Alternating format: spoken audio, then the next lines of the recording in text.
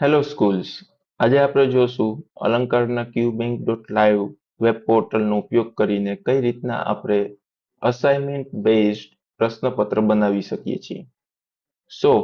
સૌથી પહેલા જ્યારે આપ લોગિન કરશો એટલે આ મેઇન સ્ક્રીન આપને ડિસ્પ્લે થશે. હવે સ્ટાન્ડર્ડ સિલેક્ટ કરવાનું રહેશે. તો આપણે સૌથી પહેલા ફોર એક્ઝામ્પલ ધોરણ 6 પસંદ કરીએ છીએ. ત્યારબાદ ધોરણ 6 નું કોઈ બી એક સબ્જેક્ટ પસંદ કરીએ છીએ. ફોર એક્ઝામ્પલ વિજ્ઞાન અને ટેકનોલોજી.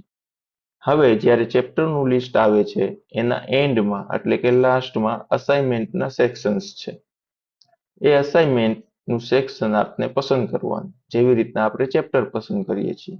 અહીંયા જસ્ટ આપણે અસાઇનમેન્ટ સિલેક્ટ કરીએ છીએ કેમ કે આપણે અસાઇનમેન્ટ બેઝ પ્રશ્નપત્ર બનાવવા જઈ રહ્યા છીએ. હવે આપણે ડન બટન ઉપર ક્લિક કરશું એટલે અસાઇનમેન્ટ રિલેટેડ જેટલા બી પ્રશ્નો છે એ અહીંયા સ્ક્રીન ઉપર આપણને ડિસ્પ્લે થશે. હવે જે રીતના આપણે કસ્ટમ અને રેન્ડમ બે ટેકનિકથી પેપર બનાવી શકીએ છીએ એમાંની કોઈ બી ટેકનિક તમે યુઝ કરી શકો છો. ફોર એક્ઝામ્પલ અહીંયા હું રેન્ડમ ટેકનિકનો યુઝ કરું છું અને અસાઇનમેન્ટ બેઝ એક પ્રશ્નપત્ર બનાવી રહ્યો છું.